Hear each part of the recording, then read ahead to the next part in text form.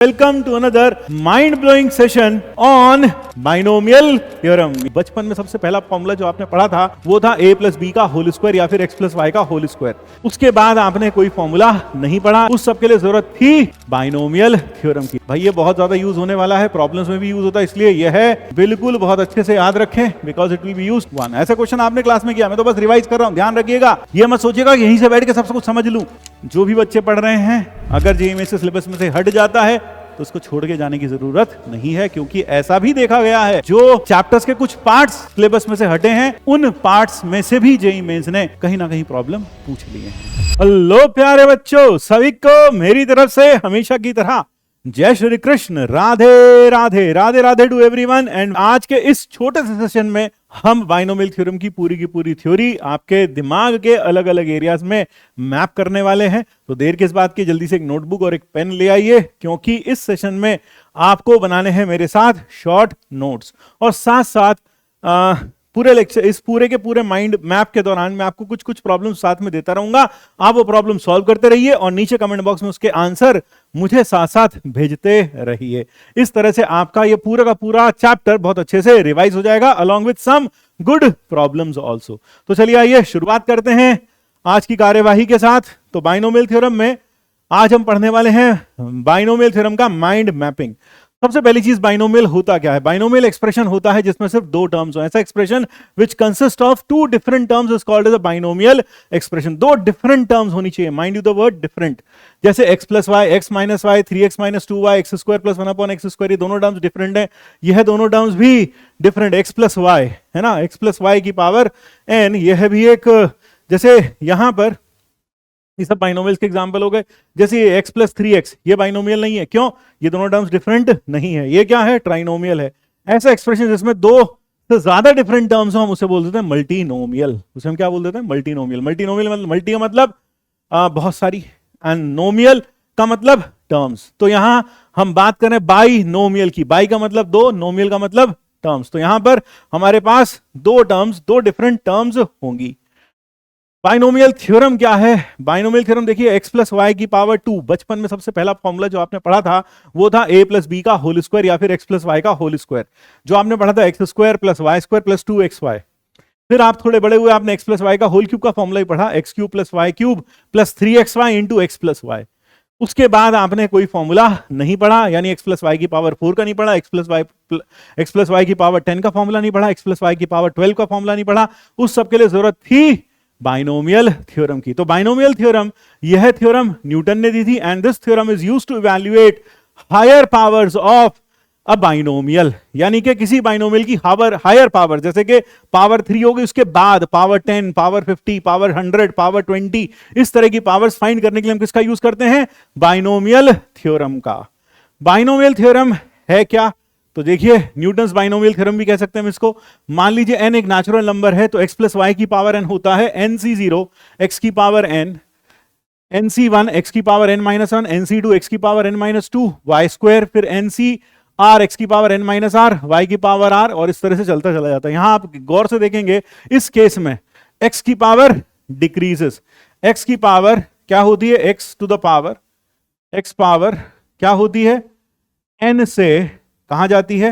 1 की तरफ, 0 की तरफ बल्कि। और y की पावर जो होती है, y की पावर वो जाती है, y की जो पावर है वो जाती है 0 से लेकर n की तरफ। यानी कि x की पावर, x पावर जो होती है वो लगातार घटती जाती है, और y की पावर को हर टर्म में क्या करते हैं? बढ़ाते चले जाते हैं। यानी x की घटाते जाओ, y की बढ़ाते जाओ, ये याद रखना है आपको। x की घटाते जाओ, y की बढ़ाते जाओ, तो y की बढ़ती जाएगी, x की घटाते जाओ, y की बढ़ाते जाओ। तो इस तरह से आपको यहां पर अलग अलग टर्म्स मिल सकती हैं। nc0 x की पावर n, फिर nc1 y की पावर कितनी है? 0। nc1 में x की पावर n माइनस 1, y की पावर 1, फिर nc2 में x की पावर और घट गई, n माइनस 2, y की पावर और बढ़ गई, y की पावर 2 हो गई।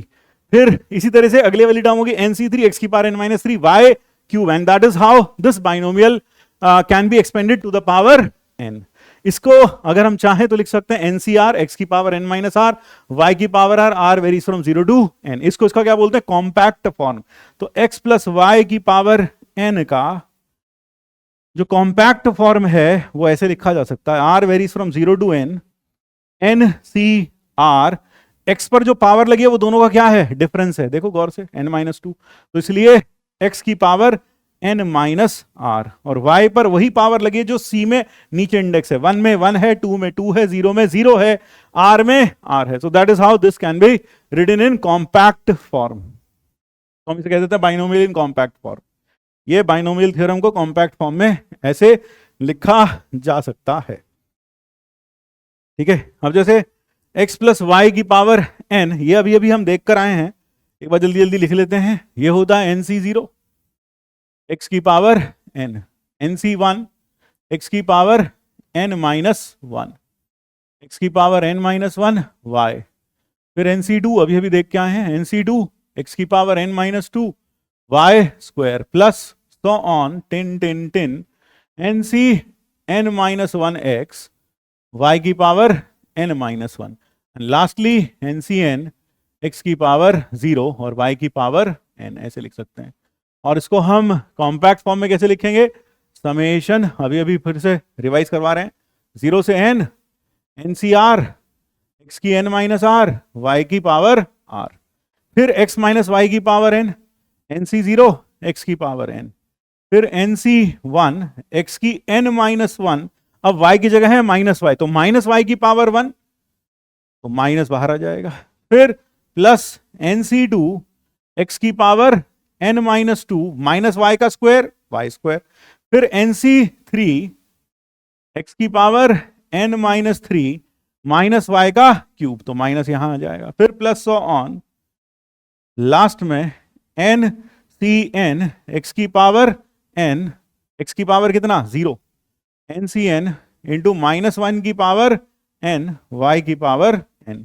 तो अगर मुझे इसका कॉम्पैक्ट फॉर्म लिखना है तो हम लिखेंगे summation r varies from 0 to n nc r x की power n minus r minus 1 की पावर r और y की power r, that is x minus y to the power n। तो ये चीज याद रखिएगा। फिर इसके बाद इसी तरीके से अगर आप 1 प्लस एक्स की पावर n का एक्सपेंशन लिखते हैं तो इसको, ये बहुत अच्छा एक्सपेंशन है देखने में, nc0, फिर अगला nc1x, फिर उससे अगला nc2x स्क्वायर। क्यों, यहां y कितना है 1, यहां पहला टर्म कितना है 1, तो 1 की पावर n माइनस 0, वो तो 1 ही हो जाएगा। अगले वाले में आएगा 1 की पावर n माइनस 1, वो फिर से 1 हो जाएगा। और यहां y की जगह पर कौन रोल प्ले कर रहा है, x, तो यहां x की पावर 0, यहां x की पावर 1, यहां x की पावर 2, और फिर nc3 x की power 3 plus on up to ncn x की पावर n, ये हो जाएगा।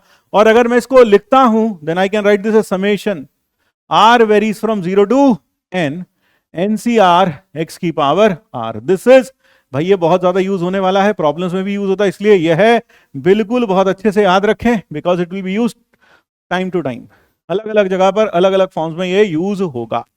ठीक है, फिर अगला है 1 माइनस एक्स की पावर n, 1 माइनस एक्स की पावर n, 1 माइनस एक्स की पावर n में अगर देखें तो ये हो जाएगा nc0 माइनस nc1x, फिर plus nc2x square minus nc3x cube plus so on ncn minus 1 की पावर n x की पावर n।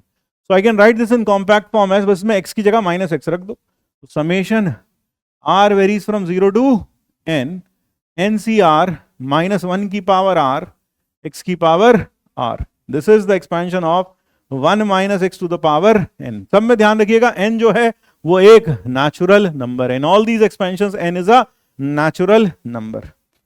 n क्या है, एक नेचुरल नंबर है। 1 प्लस एक्स की पावर r का जो कोएफिशिएंट है इस केस में वो है ncr, इस केस में जो x की पावर r का कोएफिशिएंट है वो है ncr इंटू माइनस 1 की पावर r, ये चीज याद रखेंगे। ठीक है, अब कुछ इंपॉर्टेंट ऑब्जर्वेशंस हैं, ध्यान रखिएगा।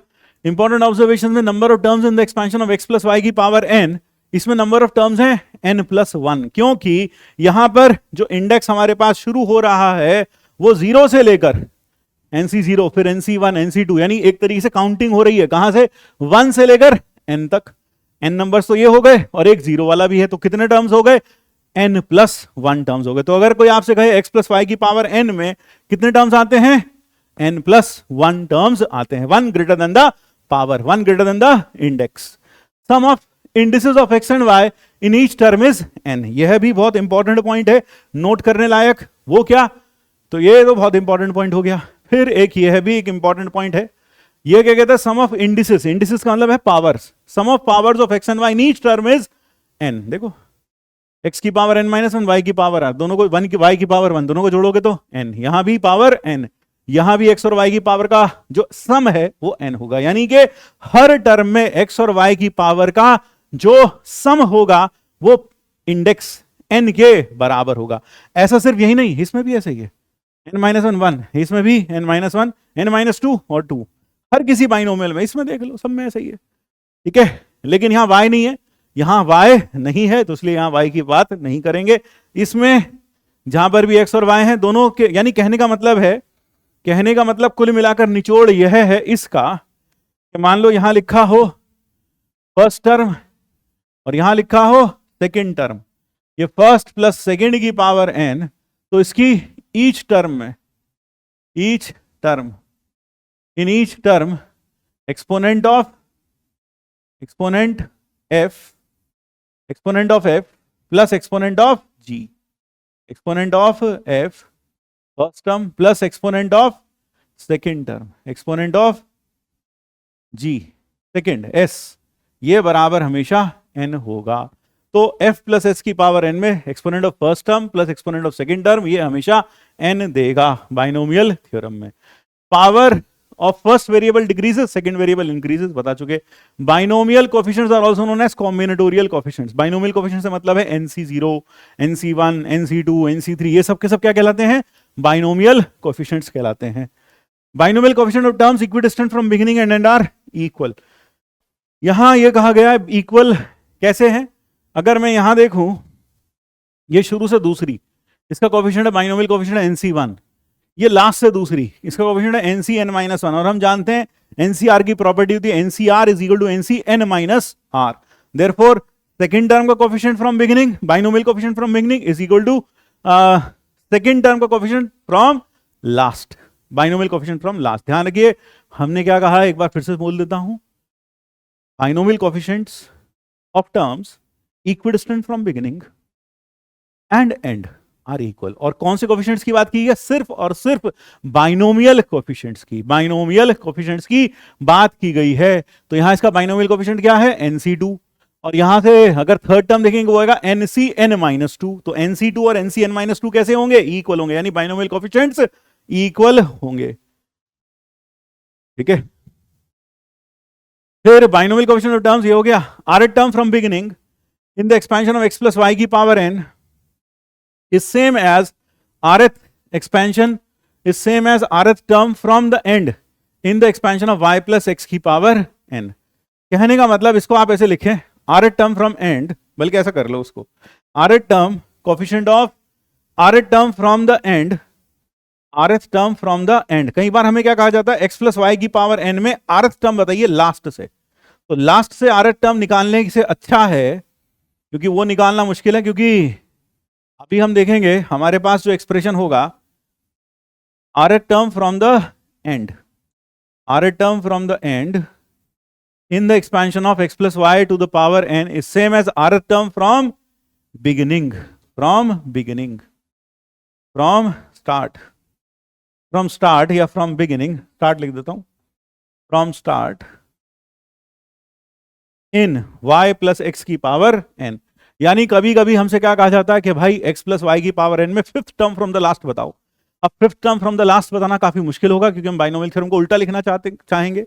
उससे बढ़िया क्या है, आप बाइनोमियल को रिवर्स कर दीजिए, x प्लस वाई की पावर n की बजाय y प्लस x की पावर n कर दीजिए। Now you find the fifth term from the beginning in this y plus x की पावर n। तो जो इसकी पांचवी टर्म आएगी वही उसकी पांचवी टर्म होगी लास्ट से, इसीलिए लिखा है rth term from the end in this expansion is equal to rth term from the start in this expansion.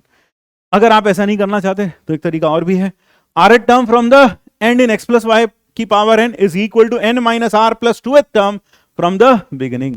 यह भी याद किया जा सकता है, यह भी याद किया जा सकता है। मैं आपको जनरल टर्म बता दूं, general term x plus Y की पावर n की जनरल टर्म, जिसे हम कहते हैं T R plus one. T R plus one क्या होती है? इसकी टी आर प्लस वन होती है एनसीआर, एक्स की पावर आर, वाई की पावर n माइनस आर। ये जनरल टर्म है, R plus one term from beginning, R plus one term from beginning. कहां से? From beginning. This is R plus one term from beginning. तो this is the R plus one term from the beginning. तो ध्यान रखिए, x plus Y to the power n in इस expansion में, in x plus Y to the power n, this is the general term. ये term बहुत important है, हर जगह यह यूज होती है, हर जगह यह यूज होती है। ठीक है, एक चीज और बता दूं, मान लीजिए मैंने 2x प्लस 3y की पावर 4 का एक्सपेंशन लिखा, तो कैसे लिखूंगा? 4c0 2x की पावर 4 प्लस 4c1 2x की पावर 3 इंटू 3y की पावर 1, 4c2 2x की पावर 2 3y की पावर 2, फिर 4c3 2x इंटू 3y की पावर 3, फिर 4c4 3y की पावर 4। अगर मैं आपसे पूछूं, है ना, हाँ, अगर मैं आपसे पूछूं कोएफिशिएंट ऑफ,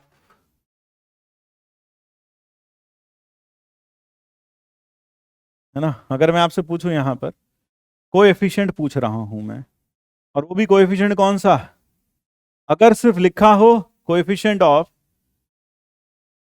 ये साइड में खाली पड़ा ये इधर, coefficient of x square Y square, और यहां लिखा हो बाइनोमियल कोएफिशिएंट, बाइनोमियल कोएफिशिएंट, तो आप इसके से बाइनोमियल कोएफिशिएंट यहां खाली है, यानी ये जगह भरनी है अभी हमें।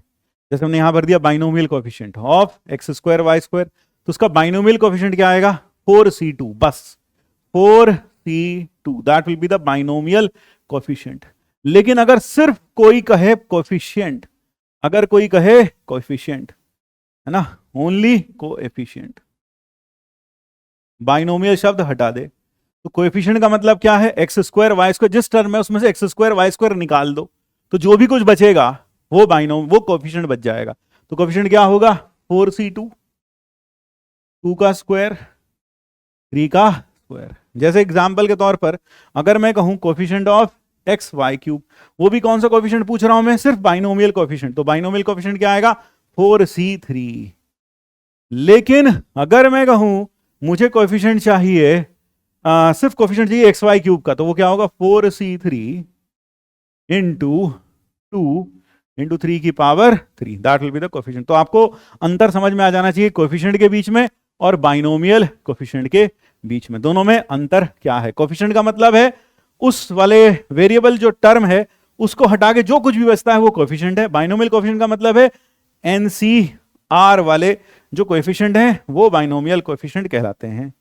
Those are called as binomial coefficient. तो रिमेंबर दिस। अब आप जल्दी से कोएफिशिएंट ऑफ एक्स की पावर 7, आपको इसका आंसर बताना है। कोएफिशिएंट ऑफ एक्स की पावर 7 एंड एक्स की power 8 in the expansion are equal, then the value of N, N की वैल्यू आपको यहां हमें बतानी है नीचे कमेंट बॉक्स में। ठीक है, तो ये आप करेंगे। एक सवाल और है, तो यहां मैं वीडियो, यहां चाहो तो वीडियो पॉज कर लो 2 मिनट के लिए और देख लो, इसको करके देखो। कोएफिशिएंट ऑफ एक्स की power 7 and coefficient of X की पावर 8 इन दिस एक्सपेंशन, फिर 7 term from the beginning 7 term from the end in the expansion is equal to 1/6 of the value of, is equal to 1/6, then the value of N is equal to, यहां पर आपको N की value बतानी है। 2 सवाल अभी करोगे, एक ये तीसरा सवाल, the greatest value of term independent of X in the expansion of this is this, find the value of A. तो ये तीनों के तीनों सवाल आप जल्दी से अभी की अभी नीचे सॉल्व करके मुझे आंसर बताइए, लिखिए। ठीक है, आगे बढ़ते हैं। तो एक बार मैं आपको फिर से दिखा दूं अच्छे से। वीडियो यहां पर पॉज करिए और खुद करिए, यहां वीडियो पॉज करिए और खुद करके देखिए, यहां वीडियो पॉज करिए और खुद करके देखिए। नेक्स्ट इज, ध्यान रखिए कुछ important points. C0 plus C1 plus C2 plus Cn, यानी जितने भी बाइनोमियल कोफिशिएंट्स हैं उन सबका सम होता है 2 to the power n। NC0 plus NC1 plus NC2 से लेकर NCn तक का सम होता है 2 to the power n। Even binomial coefficients, even से मतलब है जिनमें लोअर इंडेक्स जो लिखा है 0, 2, 4, 6, ये सब क्या हो, इवन हो। इवन बाइनोमियल कोफिशिएंट्स का सम और ऑड बाइनोमियल कोफिशिएंट्स का सम बराबर होता है, और यह होता है पूरे सम का आधा, यानी 2 की पावर n बाय 2, यानी 2 की पावर n माइनस 1, 2 की पावर n माइनस 1। एक और इंपॉर्टेंट आइडेंटिटी है C0 square, C1 square, C2 square से लेकर Cn का स्क्वायर। ध्यान रखिए यहां पर हमने लिखा C0 ही है, इसका मतलब होता है NCn, NC0। तो यहां पर अगर कुछ नहीं लिखा, this is n, this is n। इसी तरह से C1 का मतलब क्या होता है, C1 का मतलब होता है NC1। तो ये मत सोचिएगा C0, what is C0, C0 is NC0, C1 is NC1। तो यहां पर NC0 का स्क्वायर प्लस NC1 का स्क्वायर प्लस NC2 का स्क्वायर से लेकर NCn का स्क्वायर, यह बराबर होता है 2NCn। यह भी याद रखें, बहुत काम आता है ये, यू शुड रिमेंबर दिस, ठीक है। तो ये चीज आपको याद रखनी है। जैसे एग्जाम्पल के तौर पर अगर मैं आपसे कहूं, अगर मैं आपसे पूछूं एग्जाम्पल के तौर पर कि 20C2 plus 20C4 plus 20C6 plus on up to 20C18, इसकी वैल्यू क्या होगी, इसकी वैल्यू क्या होगी। तो अगर मैंने आपसे ये पूछा तो आप गौर से देखोगे ये सारी इवन बाइनोमियल कोफिशिएंट लिखे हैं, लेकिन इवन बाइनोमियल कोफिशिएंट में एक तो 0 की कमी है और लास्ट में C20 की। तो अगर मैं इस एक्सप्रेशन को E कह दूं तो आप E को लिख सकते हैं, ये 2 की पावर 20 का हाफ होगा, यानी 2 की पावर 19 होगा। लेकिन उसमें से हमें माइनस करना पड़ेगा 20C0 माइनस 20C20, क्योंकि यह दो टर्म्स उसके अंदर नहीं थी। तो इसका आंसर हो जाएगा 2 to the power 19 minus 1 minus 1, 2 to the power 19 minus 2। That would be the answer to this problem, ठीक है। एनसीआर की वैल्यू क्या होती है हम ऑलरेडी परम्यूटेशन एंड कॉम्बिनेशन में देख चुके हैं, पढ़ चुके हैं, ठीक है ना, we have already done this. तो एक छोटा सा एग्जांपल मैंने आपको यहां दिया। ये वाला सवाल फिर से वीडियो पॉज करिए, बिल्कुल मस्त सवाल है, आसान सा सवाल है, जल्दी से वीडियो पॉज करिए और नीचे मुझे इसका आंसर कमेंट बॉक्स में जरूर बताइएगा कि यह कितना आता है, यह कितना आता है। अब आते हैं मिडिल टर्म की तरफ। मान लो x प्लस वाई की पावर n में हमें मिडिल टर्म फाइंड करना है, तो हम जानते हैं नंबर ऑफ टर्म्स होती है n प्लस 1। अगर नंबर ऑफ टर्म्स होती हैं n प्लस 1, तो अगर n इवन है, n इवन है, इसमें नंबर ऑफ टर्म्स कितनी होंगी, number of terms is n plus 1, number of terms होंगी n प्लस 1। अगर n इवन है तो इसका मतलब n प्लस 1 ऑड है, और जब ऑड टर्म होता है, जब ऑड नंबर ऑफ टर्म्स होती हैं, 3 हो 5 हो, तो उस केस में जैसे मान लो मैं कहूं 5 टर्म्स हैं, तो मिडिल टर्म कौन सी होगी, आप कहोगे थर्ड मिडिल टर्म होगी, 5 प्लस 1 बाय 2। अगर मैं आपसे कहूं 11 टर्म्स हैं, तो मिडिल टर्म कौन सी होगी, आप कहोगे sixth, 11 plus 1 by 2। Number of terms कितनी है, n प्लस 1। तो मिडिल टर्म जो होगी वो होगी मिडिल टर्म, मिडिल टर्म जो होगी वो होगी t n plus 1 plus 1 by 2, ऐसे लिखोगे। अभी मैंने बताया 11 है तो आप कहोगे छठी मिडिल टर्म होगी, यानी 11 प्लस 1 बाय 2। तो यहाँ नंबर ऑफ टर्म्स कितनी है, n प्लस 1, ऑड है तो प्लस 1 बाय 2, यानी कि कितना आ गया, ये हो गया tn प्लस 2 बाय 2। और अगर आप इसे सेपरेट कर देंगे तो ये हो जाएगा n बाय 2। इसको अगर आप सेपरेट कर दोगे तो कैसे लिखोगे, सेपरेट करके ये हो जाएगा t n by 2 plus 1, t n by 2 plus 1। और इससे आप टर्म लिख सकते हैं क्या, NCR, r की जगह कितना लिखोगे, n बाय 2, x की power n minus n by 2 और y की पावर n बाय 2, ये हो जाएगी मिडिल टर्म। और अगर n ऑड हुआ, तो जब n ऑड होगा तो नंबर ऑफ टर्म्स होंगी n प्लस 1, यानी नंबर ऑफ टर्म्स कैसी हो जाएंगी, इवन। तो इस केस में there are two middle terms, और मिडिल टर्म्स क्या होंगी? एक तो मिडिल टर्म्स में नंबर ऑफ टर्म्स हो गई, नंबर ऑफ टर्म्स हो गई n+2। तो मिडिल टर्म्स जो होंगी, अगर मैं कहूं हमारे पास 8 टर्म्स हैं, 8 टर्म्स, तो मिडिल टर्म कौन सी होगी? मिडिल टर्म कौन सी होगी? ठीक है ना? If I say that we have 8 terms, तो मिडिल टर्म कौन सी होगी? Which will be the middle term, है ना? तो मेरे ख्याल से मिडिल टर्म होगी 4th, उसके पहले 3 टर्म होगी 1 2 3, और 5th उसके बाद भी 3 टर्म होंगी 6 7 8। तो 4th और 5th, यानी सीधा सीधा जितने नंबर ऑफ टर्म्स है बाय 2 कर दो, n+2 बाय 2, एंड दूसरी होगी इससे एक ज्यादा, n+2 bye 2, number of terms होगी n+1, sorry number of terms will be n+1, तो नंबर ऑफ टर्म्स n+1 हो गई, तो n+1 बाय 2 और n+1 बाय 2 + 1, ये हो जाएगा। यानी कि कुल मिलाकर हम कह सकते हैं this is the middle term, this is the term, these are 2 middle terms. तो नंबर जब भी पावर ऑड होती है there are always 2 middle terms, ठीक है? 2 मिडिल टर्म्स होती हैं, there are always 2 middle terms. यहां पर sum of all real values of x for which the middle terms equals this, ये करिएगा आप खुद से, try this on your own. अब कुछ इंपॉर्टेंट आइडेंटिटीज हैं जो याद रखनी है आपको, वो है NCR अपॉन NCR-1, ये होता है n-r+1 अपॉन r। और इसी तरीके से अगर मैं कह दूं NCR+1 upon NCR, this will be equal to, r की जगह बस r+1 रख दो, तो यह आ जाएगा n-r अपॉन r+1, ठीक है? तो ये आइडेंटिटी भी याद रखें। फिर NCR, यह है बहुत important property, this is really an important property. जो बच्चे बाइनोमियल थ्योरम पढ़े हैं वो जानते हैं यह बहुत इंपॉर्टेंट प्रॉपर्टी है। प्रॉपर्टी क्या है? NCR को हम लिख सकते हैं इसका एक n नीचे, एक r नीचे से ऊपर, और फिर क्या करो, और फिर यहां हो जाएगा n-1 CR-1।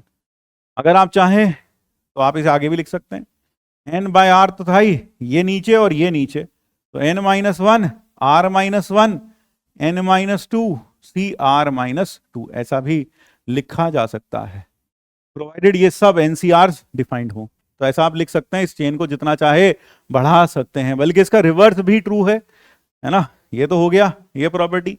अगर आपके पास NCR हो और हम उसे मल्टीप्लाई कर दें n+1 अपॉन r+1 से, तो यह हो जाएगा n+1 CR+1, n+1 CR+1, ये हो जाएगा, it will B n+1 CR+1। फिर नेक्स्ट है, अगर आपके पास यहां जो लिखा है, मान लीजिए लिखा हो RCR, फिर r+1 CR, फिर r+2 CR, फिर r+3 CR, और लास्ट में लिखा है NCR, तो दिस बिकम्स n+1 CR+1। इसके लिए आपको परम्यूटेशन कॉम्बिनेशन में जो माइंड मैप में हमने आपको बताया था, NCR प्लस NCR-1, ये हो जाता है n+1 CR। ये प्रॉपर्टी हमने पढ़ी थी, उसी प्रॉपर्टी का रिपीटेटिव यूज करके आप ऐसा कर सकते हैं। क्या करेंगे, ये जो लिखा हुआ है इसको आप लिख देंगे, क्योंकि इसकी वैल्यू 1 होती है, तो आप इसे लिख देंगे r+1 CR+1। फिर जैसे आप इन दोनों को ऐड करेंगे तो आपके पास आएगा r+2 CR+1। फिर आप इन दोनों को ऐड करेंगे तो यह आ जाएगा r+3 CR+1। फिर आप इन दोनों को ऐड करेंगे तो यह आ जाएगा r+4 CR+1, और ये चेन चलती चली जाएगी, और लास्ट में आपके पास यूं ही जुड़कर n+1 CR+1 आ जाएगा। ठीक है, तो इस तरह से ये याद रखें आइडेंटिटी। अब सीरीज इन्वॉल्विंग बाइनोमियल कोएफिशिएंट्स, इसमें कुछ टाइप्स आती हैं, जहां पर कैटेगरी 1 क्या है, जहां पर जितने भी बाइनोमियल कोएफिशिएंट्स हैं वो किसी नंबर से मल्टीप्लाइड हो। जैसे कि ये NC1 मल्टीप्लाइड है 1 से, NC2 मल्टीप्लाइड है 2 से, NC3 मल्टीप्लाइड है 3 से, NCN मल्टीप्लाइड है n से। इन तरह की सीरीज जहां पर ये जो नंबर्स मल्टीप्लाइड हो ये किस में है? AP में। ये सारे नंबर्स AP में हैं। तो पहला इसको करने का एक तरीका हो सकता है कि आप इसे रिवर्स करके and add, method 1 reverse and add, याद आ गया होगा, इसको रिवर्स करें और ऐड कर दें। और दूसरा तरीका होगा using properties, using property of NCR। और तीसरा तरीका होगा method of differentiation, MOD, method of differentiation. Differentiate कर दीजिए और फिर इसको कर लीजिए, है ना। रिवर्स एंड ऐड, उल्टा करके बस ऐड करना है आपको। उल्टा करके ऐड करने का मतलब है जैसे ये लिखा है 1, यहां लिख सकते हैं 0 into NC0 plus 1 into NC1 फिर प्लस 2 इंटू NC2 से लेकर n into NCN। Now reverse it, यह आ जाएगा n इंटू NC0, n को NC0, उसके पहले वाले आया होगा n माइनस 1 NC1, उसके पहले लिखा आया होगा n माइनस 1 CN माइनस 1, वो उसके पहले वाला जो टर्म आया होगा वो आया होगा n minus 1 NCN minus 1, last वाला था n इंटू NCN, इस तरह से। और फिर यहां n minus 2 NC2 and plus so on NC1 into 1 and 0 into NC N1, ये से क्या लिखोगे n माइनस 1, और लास्ट वाले को NC 0 into NCN। You reverse और साथ में प्रॉपर्टी कौन सी यूज की? NCR is equal to NCN minus R, दोनों को क्या कर दोगे?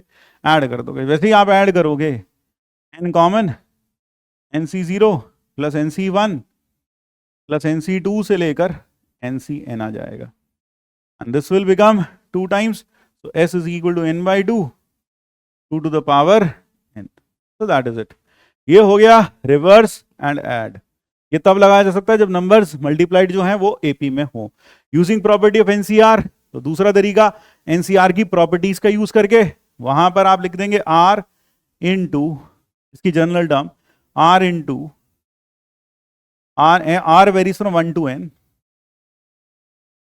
ये ऐसे लिखा, और इंटू NCR ऐसे लिखेंगे। तो आप इसे लिख देंगे summation R varies from 1 to n R into n by R into NC n minus 1 CR minus 1, जो अभी हमने प्रॉपर्टी पढ़ी थी। And here this R cancels out, summation R varies from 1 to n minus 1 CR minus 1। जैसे आप इसे add करोगे 2 to the power n minus 1 आ जाएगा। और तीसरा तरीका जो है, तीसरा तरीका, तो ये तो हो गया मेथड 2, ये हो गया मेथड 1। और तीसरा जो तरीका है वो तरीका है by the means of differentiation, वो है डिफरेंशिएशन का यूज करके। 1 प्लस एक्स की पावर n रखिए, लिखिए, उसका पूरा एक्सपेंशन लिखिए, और फिर दोनों साइड को डिफरेंशिएट करके x को 1 रख दीजिए। तो इस तरह के प्रॉब्लम्स ऐसे किए जा सकते हैं, ऐसे किए जा सकते हैं जहां जो मल्टीप्लाई में नंबर्स हों वह कांस्टेंट सब AP में हो। तो 1 प्लस एक्स की पावर n लिखा है, फिर आप लिखिए C0 plus C1 x plus C2 x square plus one up to Cn x की पावर n, दोनों साइड को डिफरेंशिएट कर दीजिए, n इंटू 1 प्लस एक्स की power n, C1 plus 2 into C2 x plus 3 into C3 x square plus one up to n into Cn x to the power n minus 1। और अब आप इसमें x को 1 रख दीजिए। तो इस तरह से आप इसका सम फाइंड आउट कर सकते हैं। n इंटू 2 की पावर, यहाँ n माइनस 1 आएगा, n minus 1 is equal to C1 plus 2 C2 3 C3 plus one up to n Cn, ये आ जाएगा। तो that is the third way of doing this. फिर कई बार इस तरह के नंबर्स भी आते हैं। यहां पर क्या करेंगे आप, यहां पर अब आप इसका सम मुझे खुद करके बताएंगे। इसमें मेथड 1 होगा using properties, using properties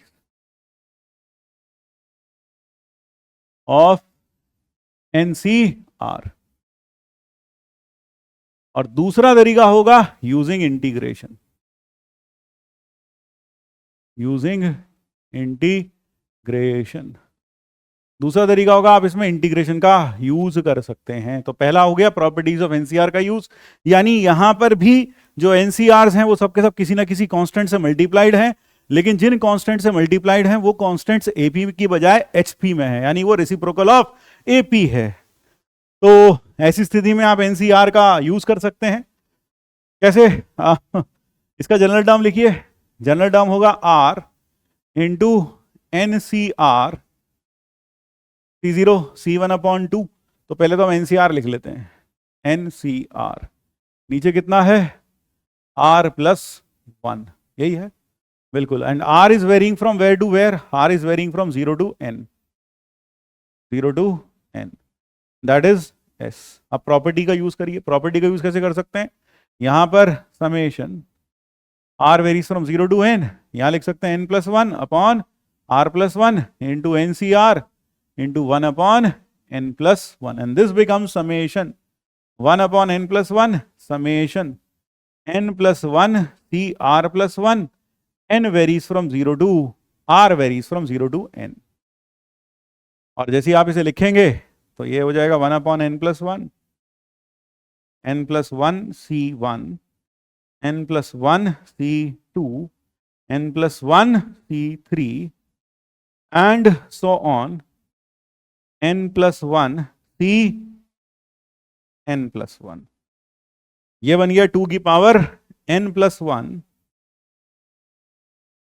2 to the power n+1 minus n+1 C0। तो ये हो जाएगा 1/n+1 2 to the power n+1 minus 1।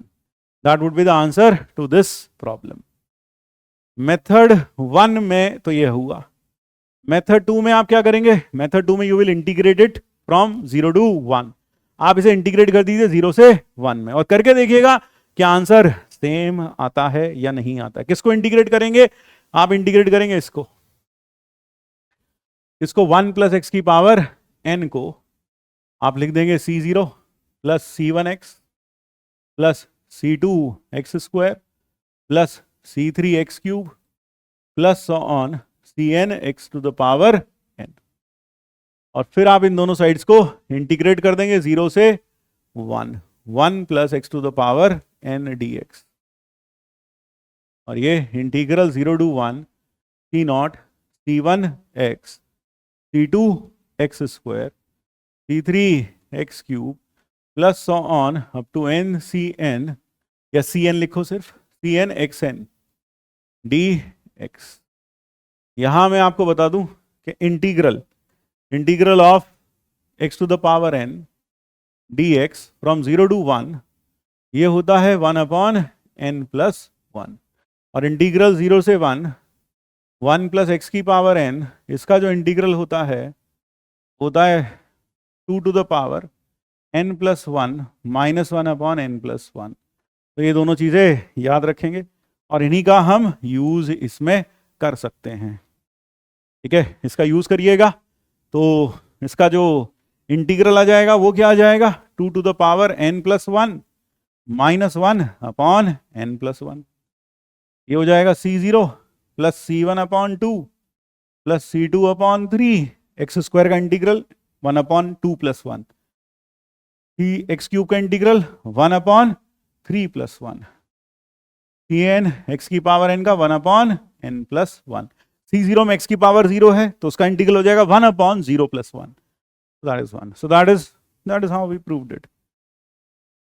फिर इसमें जो एक कैटेगरी और भी है जिसे हम कहते हैं कि जब बाइनोमियल कोएफिशिएंट्स आपस में मल्टीप्लाइड होते हैं, तो बाइनोमियल कोएफिशिएंट जब आपस में मल्टीप्लाइड होते हैं तो फिर आप 1 + x की पावर n का एक्सपेंशन लिखो और x + 1 की पावर n का एक्सपेंशन लिखो और फिर देखो ये टर्म्स कहाँ जनरेट होते हैं। जैसे अभी मैंने आपको बताया, याद रखने के लिए, यहाँ बाइनोमियल कोएफिशिएंट आपस में मल्टीप्लाइड हैं तो आप इसमें क्या करेंगे? 1 + x की पावर n का एक्सपेंशन लिखिए और x + 1 की पावर n का एक्सपेंशन लिखिए।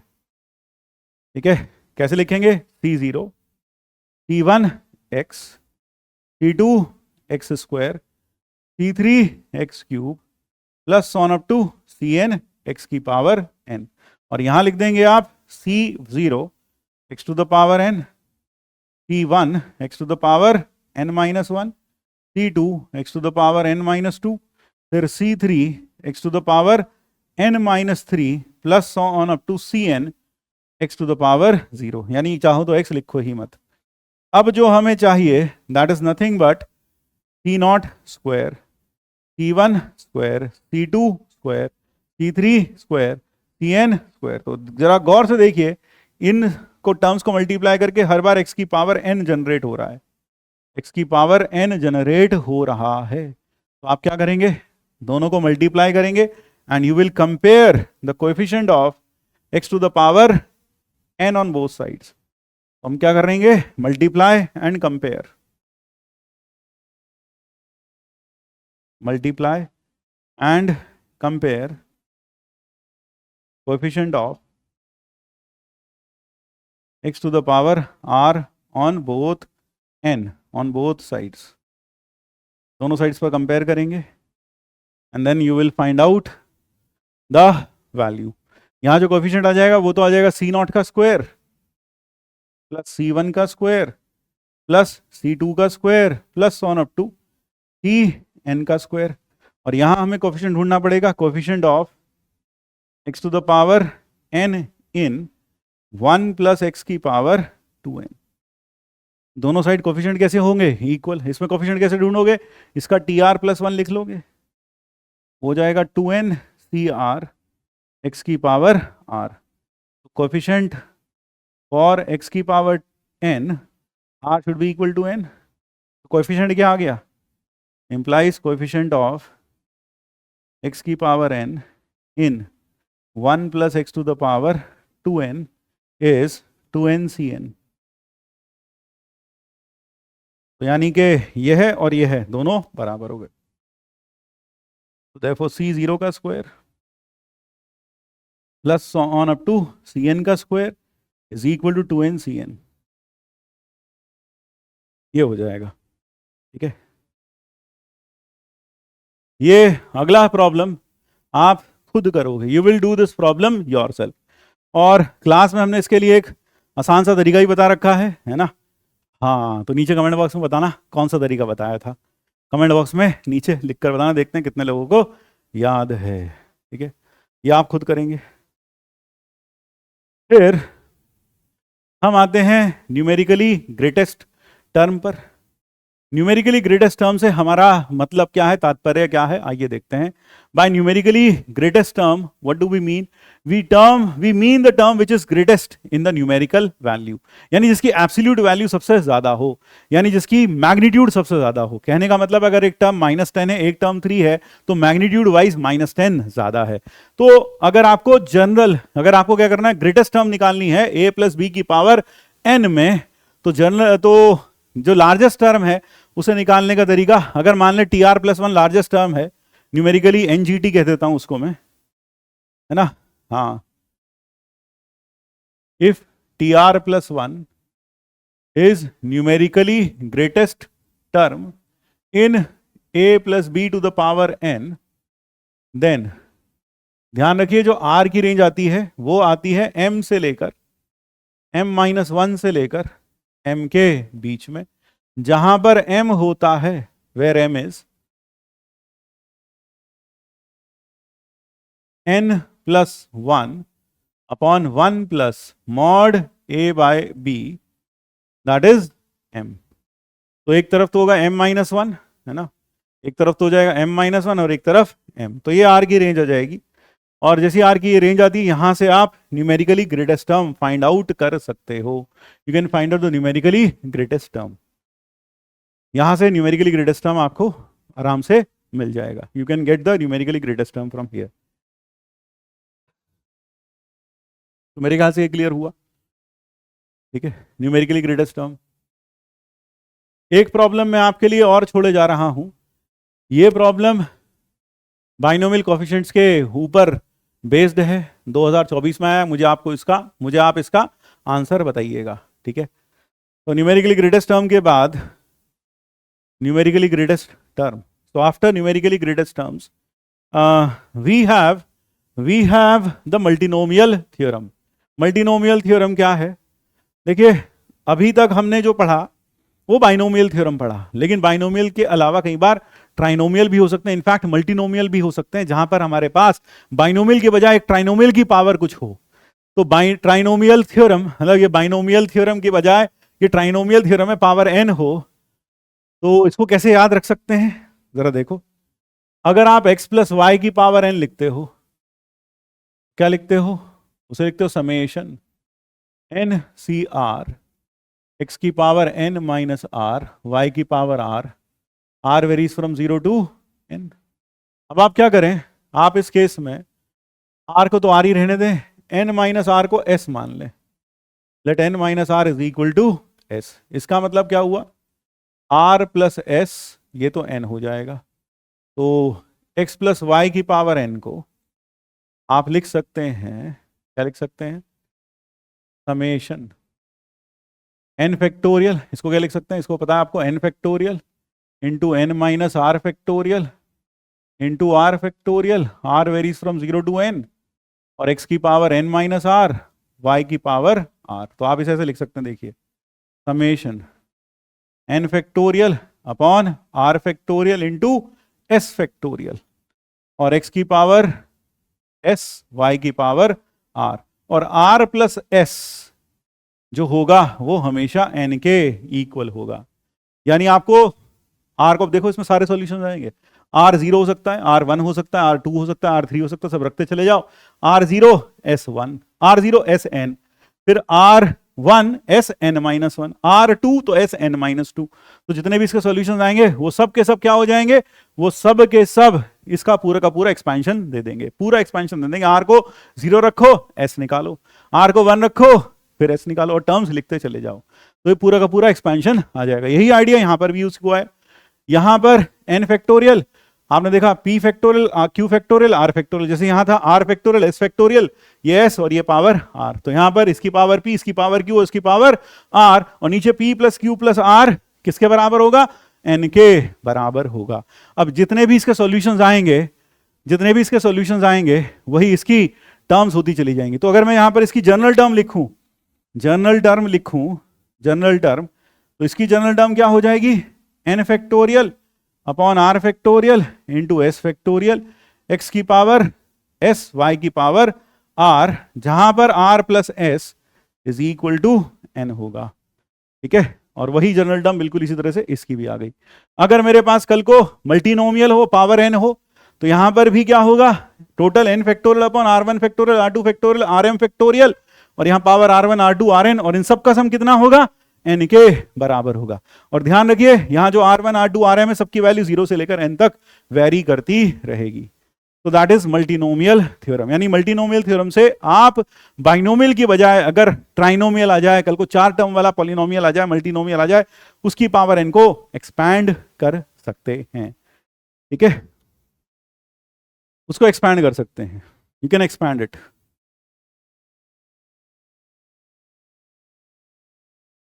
जैसे एग्जाम्पल के तौर पर, एग्जाम्पल के तौर पर अगर मैं कहूं x plus 2y plus 3z की पावर 10, और मुझे कोएफिशिएंट चाहिए, टर्म या coefficient of x square y cube z to the power 5, मुझे इसका कोएफिशिएंट चाहिए। तो इसका कोएफिशिएंट क्या होगा? अगर मैं इसकी जनरल टर्म लिखूंगा, तो जनरल टर्म कैसे लिखूंगा? समेशन, नॉट समेशन, 10 फैक्टोरियल, अगर पूरा एक्सपेंशन लिखना तो summation upon r factorial into s factorial into p factorial, 2x की पावर r, y की पावर 2y की पावर s, और 3z की पावर p, ऐसे लिखूंगा।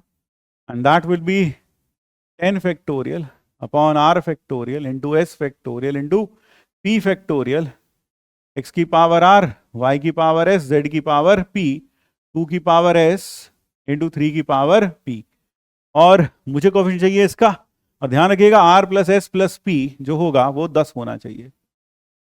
तो r कितना हो जाएगा सर? r हो जाएगा 2, s हो जाएगा 3 और p हो जाएगा 5।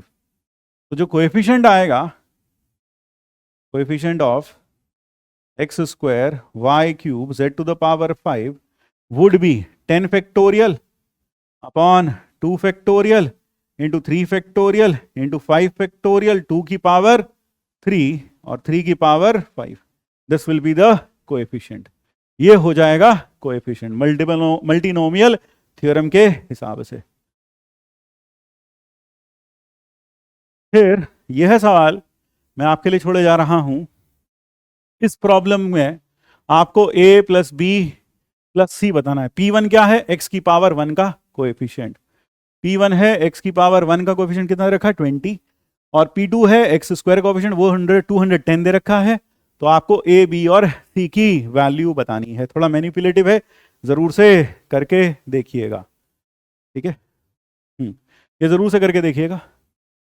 इसके बाद नेक्स्ट अगला जो टॉपिक हम पढ़ने जा रहे हैं, जो अगला टॉपिक हम यहां देखने जा रहे हैं, रिवाइज करने जा रहे हैं, वो है डिविजिबिलिटी प्रॉब्लम्स। यानी अब देखते हैं डिविजिबिलिटी प्रॉब्लम्स। तो डिविजिबिलिटी प्रॉब्लम्स आजकल जेई मेंस में बहुत ज्यादा ट्रेंड में है। जैसे यहां पर find the remainder when 2 to the power 2021 to the power 2023 is divided by 7। तो इसके पीछे का एक छोटा सा कॉन्सेप्ट यह है कि अगर आप मान लीजिए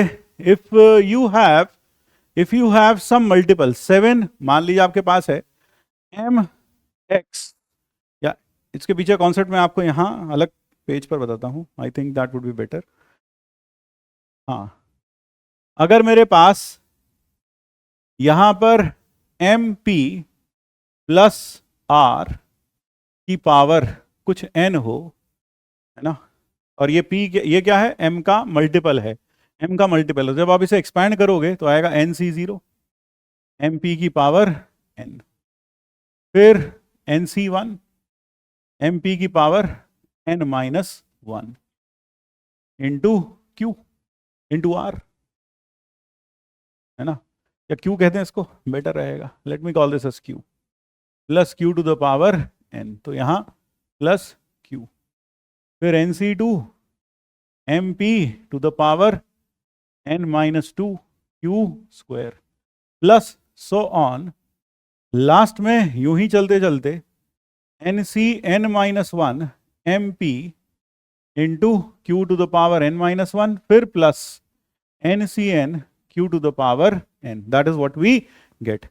आप जरा गौर से देखिए, ये पूरा का पूरा पार्ट, यहां पर अगर कोई p का मल्टीपल है तो ये पूरा का पूरा पार्ट भी p का मल्टीपल ही हो जाएगा। ये पूरा का पूरा पार्ट भी p का मल्टीपल हो जाएगा। This whole will be a multiple of p। यानी अगर आप चाहें तो इस पूरे में से m इंटू पी कॉमन ले सकते हो, nc0 mp to the power n minus 1 plus nc1 mp to the power n minus 2 into q, फिर प्लस सो ऑन। लास्ट में ncn minus 1 q to the power n minus 1 और plus q to the power n। ये पूरा का पूरा जो है यह मल्टीपल है किसका? This is a multiple of k times p।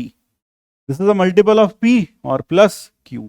यानी कहने का मतलब है अगर आप p का मल्टीपल प्लस कुछ q लिख देते हैं तो जब बाइनोमियल एक्सपेंशन करते हैं तो उसमें जो लास्ट टर्म बचती है, ये जो टर्म बचेगी लास्ट टर्म को छोड़कर q to the power n, तो लास्ट टर्म को छोड़कर जो टर्म बचेगी वो पूरा का पूरा क्या होगी? वो पूरा का पूरा p का मल्टीपल होगी। तो यहां पर आप देख सकते हैं ये किसका मल्टीपल है? ये मल्टीपल ऑफ p है, ये मल्टीपल ऑफ p है।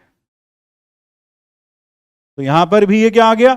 ये multiple of p plus q to the power, तो यानी ये पार्ट भी डिविजिबल होगा p से। तो अगर मैं पूछूं तो रिमाइंडर, अगर मान लो कोई कहे कि इसमें p से डिवाइड करने पर रिमाइंडर क्या बचेगा, तो इसको जब p से डिवाइड करेंगे इसका रिमाइंडर तो 0, तो कुल मिलाकर रिमाइंडर बचेगा जो q की पावर n को p से डिवाइड करने के बाद रिमाइंडर बचने वाला है। तो जैसे ये है 2021, इसको डिवाइड किया 7 से, तो हमसे पूछा जा रहा है रिमाइंडर क्या बचेगा। तो हम इसमें क्या करेंगे? 2021 अगर आप देखें इसको, अगर मैं 7 से डिवाइड करूं, 7 3 जा 21 नहीं चलेगा, 7 2 जा 14,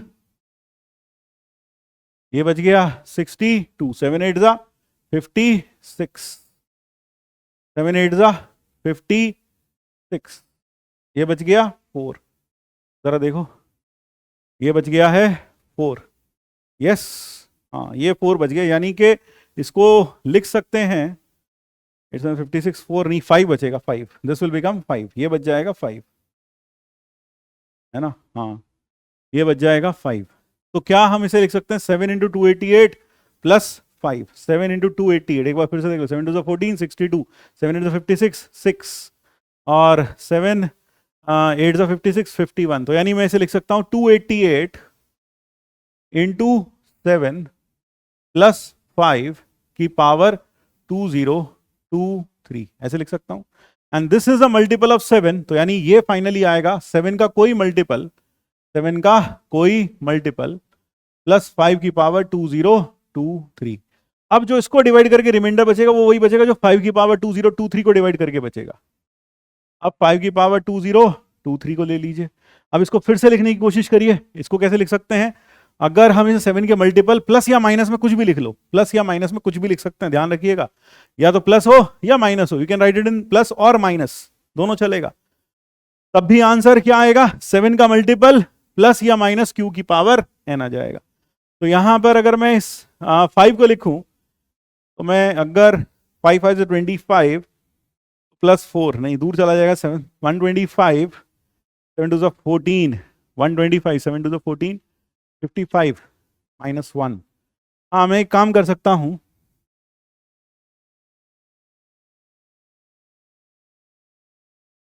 आ, 14 और 8, नहीं इसको लिख सकता हूं 7 माइनस 2 टू द पावर 2023। अब इसमें जो आएगा ये फिर से 7 का कोई मल्टीपल आएगा और प्लस माइनस 2 की पावर 2023, जो कि बन जाएगा 7p माइनस 2 की पावर 2023, 3 2 6 और 2 8, 3 2 5 और 2 7, तो यहां पर हम इसे लिख सकते हैं माइनस 2 इंटू 2022, और इसको लिख सकते हैं 7p minus 2 into 8 to the power, इसको लिख दिया, इसको बेसिकली हमने ऐसे लिख दिया 7p माइनस 2 इंटू 2 की पावर 3, 2 6 18, 2 6 18, हाँ 2 6 18, 7 और 2 नहीं 3, 3 6 18, 3 6 18 और 3 7, देखो मैं बोल तो रहा हूँ, दिमाग में 3 चल रहा है, 3 6 18 और 3 7 21, 3 4 12, ऐसे लिख सकते हैं। So I can write this as 8 to the power 674, ऐसे लिख सकता हूं मैं, I can write it in this way. अब 8 टू द पावर 674 को मैं लिख सकता हूं 7 प्लस 1 टू द पावर 674, तो डेफिनेटली ये फिर से 7 कुछ लैम्डा और प्लस 1 की पावर 674 आएगा, तो इसका मतलब रिमाइंडर इस केस में बचेगा, रिमाइंडर यानी ये बच गया 674, यानी ये कह सकता हूं 8 की पावर 674, ऐसे सोच लो 8 की पावर 674, ये हो गया 7 lambda plus 1, it is 7 lambda plus 1, तो और ये 5 की पावर 2023 को हमने ऐसे लिखा था, तो अब हम यहां से 5 की पावर 2023 को ऐसे सोच सकते हैं, 5 की power 2023 can be written as 7p minus 14 lambda minus 2, 7p minus 14 lambda minus 2, ऐसे लिख सकते हैं, यानी कि ये फिर से 7 कॉमन आ गया, तो 7 लैम्डा की बजाय 7 म्यू माइनस 2 लिख सकते हैं, 7 कॉमन ले लेंगे, p माइनस 2 लैम्डा को आप न्यू रख दीजिए, तो अब फाइनली 2021 की पावर 2023 को अपन लिख सकते हैं 7m plus 7 new minus 2, that is 7 से p 7 k कह दो, 7k माइनस 2, तो यहां पर ये जो नंबर है वो 7k माइनस 2 फॉर्म का है, तो जो रिमाइंडर बचेगा उसे लिखो 7k प्लस 7 माइनस 2, यानी 7 इंटू k प्लस 1 माइनस 5, नहीं प्लस 7 इंटू नहीं 7k minus 1 plus 2, 7k -1 plus 5, तो रिमाइंडर जो बच गया वो बच गया 5। रिमाइंडर जो बच गया वो बच गया फाइनली 5 बच गया reminder. So the reminder in this case comes out to be 5। ठीक है, तो यहां पर आपने देखा हर बार हमारी कोशिश होती है इसे 7 का मल्टीपल लिख लें। अगर को 8 से डिवाइड करने पर आए तो यहाँ 8 का मल्टीपल लिखने की कोशिश करेंगे प्लस समथिंग, और फिर उसको बाइनोमियल थ्योरम से एक्सपैंड करके वो फंडामेंटल लगा के भाई ये 7 का मल्टीपल है तो 7 का मल्टीपल प्लस इसकी पावर 2023, फिर 5 की पावर 2023, फिर से हमने इसे लिखा 7 - 2, यानी ये भी 7 का मल्टीपल -2 की पावर 2023, फिर 2023 को हमने लिख दिया 2 × 2022 और इसे लिख दिया 2 की पावर 3 674, 2 × 8 की पावर 674, और 8 को फिर हमने लिखा क्या 7 + 1, तो ये 7 लैम्डा + 1 इस तरह से आगे चलता चला गया, और आखिरी में रिमाइंडर आ गया 5। रिमाइंडर कभी भी नेगेटिव नहीं होता, याद रखिएगा। अब जल्दी से नोटबुक उठाओ और इस वाले का रिमाइंडर नीचे कमेंट बॉक्स में मुझे लिखकर बताइए कि इसका रिमाइंडर क्या होगा। You have to tell me the reminder. फिर इसके बाद कभी कभी इंटीग्रल पार्ट वाले प्रॉब्लम्स भी आते हैं, है ना। इंटीग्रल पार्ट में जैसे ये लिखा है x अगर 3 + √7 की पावर n है और n नेचुरल नंबर है, show that the integral part of x is odd. इस तरह के प्रॉब्लम्स अभी 2000 मेरे ख्याल से 22 या 23 में जेईई मेंस में एक आया था। यहां क्या करना चाहिए, x 3 + √7 की पावर n जो है ये एक डेसिमल में नंबर है, और जब आप इसकी पावर n करेंगे तो वो भी एक नंबर आएगा जिसका एक इंटीग्रल पार्ट होगा और एक फ्रैक्शनल पार्ट होगा, यानी यह किस फॉर्म का होगा, i + f फॉर्म का होगा, जहां i तो इंटीजर है और f क्या है, f है फ्रैक्शनल पार्ट। f क्या है, fractional part. f fractional part है। आपको यह शो करना है कि i ऑड है और फिर x × i - x की वैल्यू 2 की पावर n शो करनी है। तो आप इसमें करते क्या हैं, यहां पर आप इसे लिख लीजिए 3 - √7 की पावर n और इसे g मान लीजिए। अब ये नंबर जो है ये पॉइंट्स में होगा, क्योंकि अगर आप देखेंगे √7 जो होगा 2.4 समथिंग होगा, तो अगर आप देखें इसकी जो रूट आएगी वो जो 2.4 और 7 में से माइनस करोगे तो पॉइंट्स में नंबर आएगा, यानी यह नंबर 0 से 1 होगा। तो पक्का मैं कह सकता हूं g की जो वैल्यू है वो 0 और 1 के बीच में है, और फ्रैक्शनल पार्ट जो f होता है आप जानती हैं फ्रैक्शनल पार्ट 0 से 1 के बीच में। तो अगर मैं इन दोनों को ऐड करता हूं, if I add the two x + g या फिर i + f + g, x + g लिख दूं या फिर से लिख सकता हूं i + f + g, and that would be equal to 3 + √7 की पावर n और दूसरा 3 - √7 की पावर n। ये हो जाएगा nc0 2 टाइम्स nc0 3 की पावर n माइनस ऑड वाले कट जाएंगे, प्लस nc2 3 की पावर n - 2 7 √7 का स्क्वायर, प्लस nc4 3 की पावर n - 4 × 7 का स्क्वायर, एंड सो ऑन। यानी कि यहां जो लिखा हुआ आ गया i + f + g, ये हो गया इवन इंटीजर। इवन इंटीजर, एक इवन इंटीजर हो गया, ठीक है। i भी एक इंटीजर है, यह भी इंटीजर है। टूटे फूटे कौन से हैं, टूटे फूटे हैं सिर्फ f और g। टूटे फूटे दो नंबर्स हैं f और g, टूटे फूटे मतलब डेसिमल में बेचारे, दोनों 0 से 1 के बीच में है। तो अगर इंटीजर में क्या जोड़ा जाए ताकि इंटीजर आ जाए, तो सर f + g भी इंटीजर होना चाहिए। तो दिस, क्योंकि इंटीजर में इंटीजर जोड़ के ही इंटीजर मिल सकता है, तो f + g should be integer. बिल्कुल, ये इंटीजर होना चाहिए।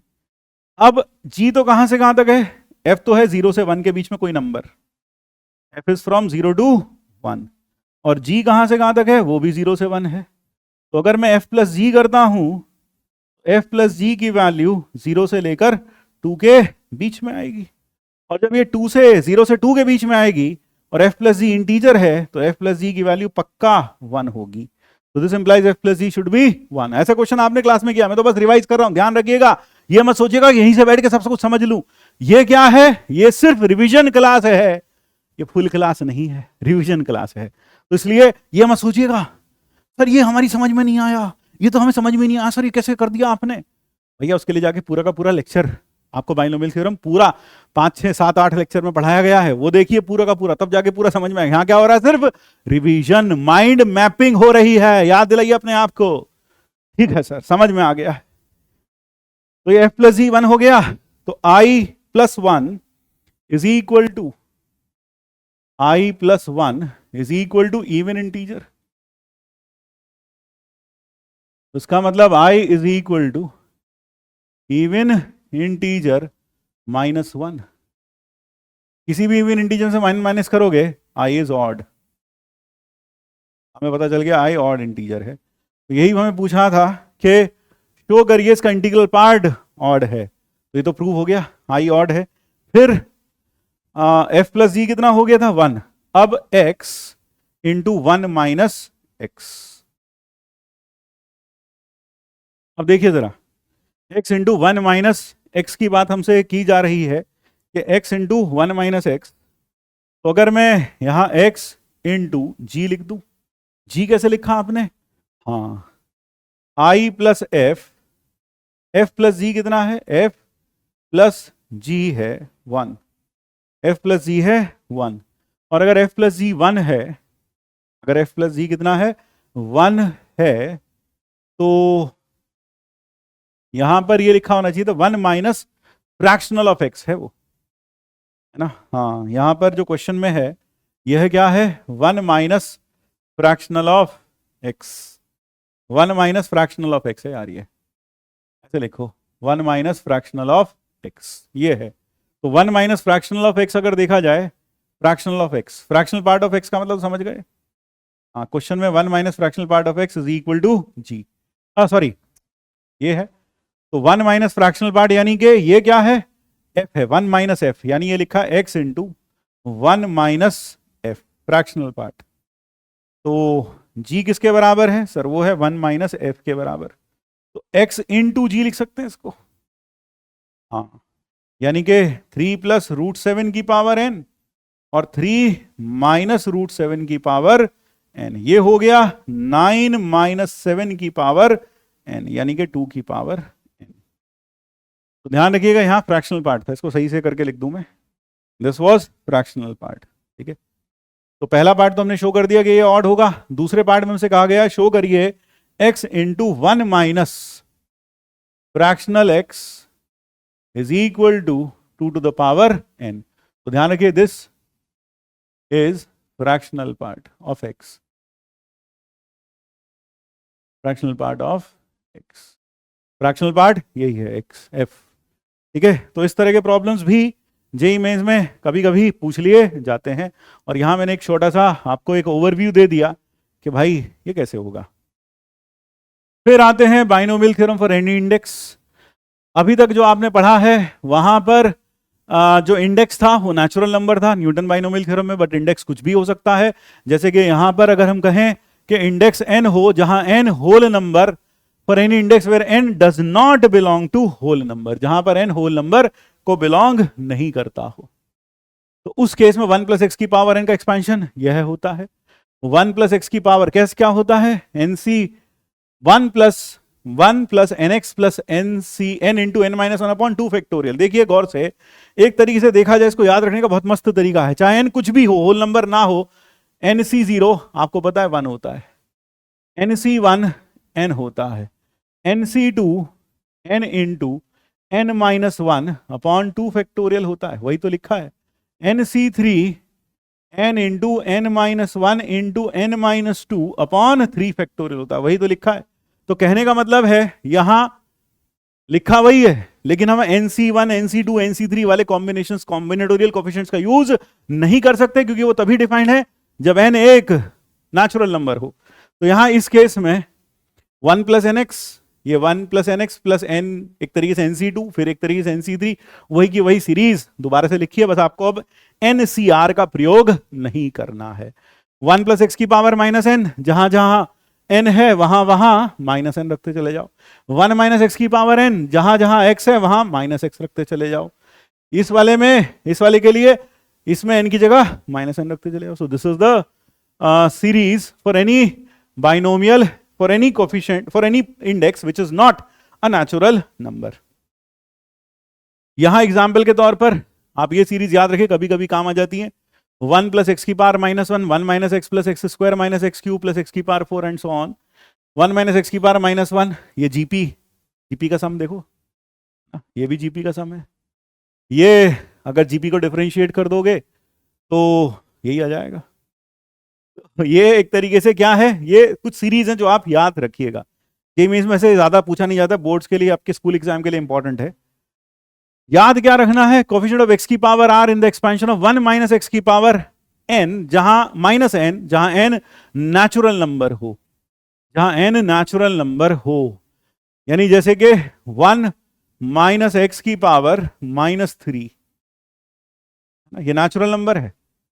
-3 माइनस हटा दो तो 3 क्या है, नेचुरल नंबर. तो इसमें कोफिशिएंट ऑफ x की पावर जो r आता है वो क्या आएगा, इसमें कोफिशिएंट ऑफ x की power r, coefficient of x की पावर r होगा n + r -1 CR, यानी कि 2 + r CR, ये हो जाएगा. जैसे एग्जांपल के तौर पर अगर मैं कहूं कोएफिशिएंट ऑफ x की power 5, that will be equal to 5, 3 + 5 -1 C5, 7 C5, ये आ जाएगा कोएफिशिएंट ऑफ x की पावर r. तो ये चीज याद रखिएगा, कई जगह पर यूज भी होती है. तो this is used time and again. ठीक है, जैसे एग्जांपल के तौर पर ये सवाल देखो, find the coefficient of x की पावर 100 इन दिस. अगर मुझे x की पावर 100 का कोएफिशिएंट चाहिए तो मैं लिख सकता हूं 3 × 1 - x की पावर -2 -5x × 1 - x की पावर -2. तो मुझे इसमें कोएफिशिएंट ढूंढना पड़ेगा x की पावर 100 का, और इसमें कोएफिशिएंट ढूंढना पड़ेगा x की पावर 99 का, क्योंकि मुझे x की पावर 100 का कोएफिशिएंट चाहिए. इसमें x की पावर 100 का कोएफिशिएंट होगा 2 + 100 -1 C100, और इसमें जो कोएफिशिएंट होगा 2 + 99 -1 C99, यानी ये हो जाएगा 101 C100, है ना, और ये हो जाएगा 100 C99, 100 C99. यानी कुल मिलाकर जो कोएफिशिएंट आएगा, कोएफिशिएंट ऑफ x की पावर 100, वो क्या आ जाएगा, कोएफिशिएंट ऑफ x की पावर 100 आ जाएगा 3 × 101 C100 -5 × 100 C99. That would be the coefficient of x की पावर 100 in this. तो ये हुआ हमारा पूरा का पूरा बाइनोमियल थ्योरम का एक बढ़िया सा, जल्दी मस्त, कम से कम समय में मैक्सिमम आउटपुट वाला रिवीजन, जहां हमने सिर्फ थ्योरेटिकल पॉइंट्स ही नहीं, साथ में प्रॉब्लम्स भी देख लिए, क्योंकि इस चैप्टर में थ्योरी कम और प्रॉब्लम्स कुछ ज्यादा हैं. ठीक है, तो this is one of the chapter with high weightages in JEE Mains. JEE Mains में इस चैप्टर में से कुछ पार्ट्स नहीं है, जैसे प्रॉपर्टीज ऑफ बाइनोमियल कोएफिशिएंट, जहां पर सीरीज इन्वॉल्विंग बाइनोमियल कोएफिशिएंट्स है, वो अब सिलेबस से, जेईई मेंस के सिलेबस से हट गया है. लेकिन मैं आपको बार बार बोल रहा हूं, जो भी बच्चे पढ़ रहे हैं, अगर जेईई मेंस के सिलेबस में से हट जाता है तो उसको छोड़ के जाने की जरूरत नहीं है, क्योंकि ऐसा भी देखा गया है जो चैप्टर्स के कुछ पार्ट्स सिलेबस में से हटे हैं, उन पार्ट्स में से भी जेईई मेंस ने कहीं ना कहीं प्रॉब्लम पूछ लिए हैं. ठीक है, तो आप उनको छोड़कर नहीं जा सकते. अगर आपको ऐसा लग रहा है तो गलत लग रहा है. तो बस आज के लिए इतना ही. धन्यवाद, थैंक यू एंड जय श्री कृष्ण, राधे राधे. फिर मिलते हैं अगले माइंड मैप में.